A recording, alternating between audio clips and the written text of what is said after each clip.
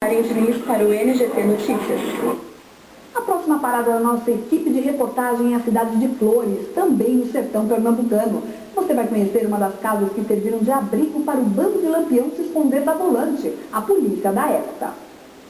Viviane, esmiuçando a história de Virgulino Ferreira, chegamos a uma das personagens mais encantadoras dessa nossa aventura. Dona Inês foi nora de um dos coiteiros do Lampião. Sozinha, esta senhora de 80 anos mantém intacta a casa que serviu de esconderijo para os cangaceiros. No local encontramos inúmeras lembranças da passagem de Lampião por lá. Morriam os anos 30 no Nordeste brasileiro. Algumas sociedades lutavam pelo dinheiro que vendiam pelas terras, coronéis em pés de guerra, viriatos e cangaceiros. E corrida volante no meio da noite, no meio da caatinga que quer me pegar. Para entender como o movimento do cangaço durou tanto tempo, é importante destacar a função do coiteiro. Ele era o responsável por fornecer proteção aos cangaceiros, arrumava alimentos, fornecia informações e abrigo.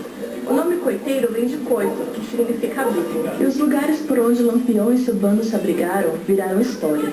No sítio São João dos Leites, na cidade de Flores, fomos conhecer Dona Inês, nora de um dos coiteiros de Virgulino Ferreira. O coiteiro, José Josino de Góes, era na época um usineiro, e em sua casa funcionava um bar, muito frequentado pela região.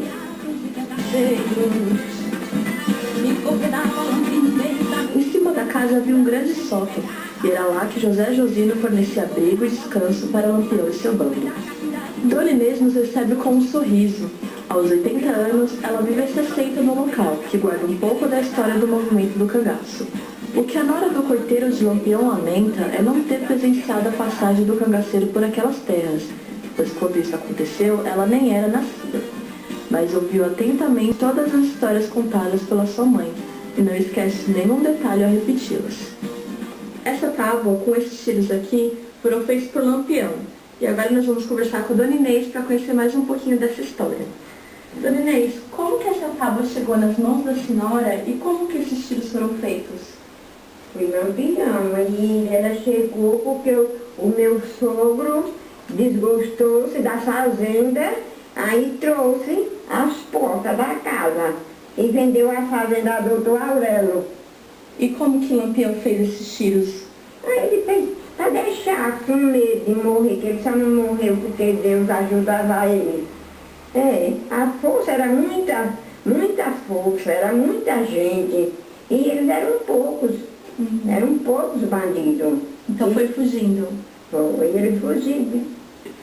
Esse filho fugiu e o irmão ficou morto. Dona Inês caminha com orgulho pela casa e faz questão de mostrar todos os detalhes do antigo abrigo dos cangaceiros. Ainda hoje, a casa conserva muitas marcas do tempo do cangaço. A maior prova disto é um símbolo deixado pelo bando de Lampião, na porta que dava acesso para este sótão. Este símbolo aqui, conhecido como símbolo do cangaço, era usado para fazer a ornamentação de vestimentas, chapéus e arreios. Eles faziam em prata e em couro também.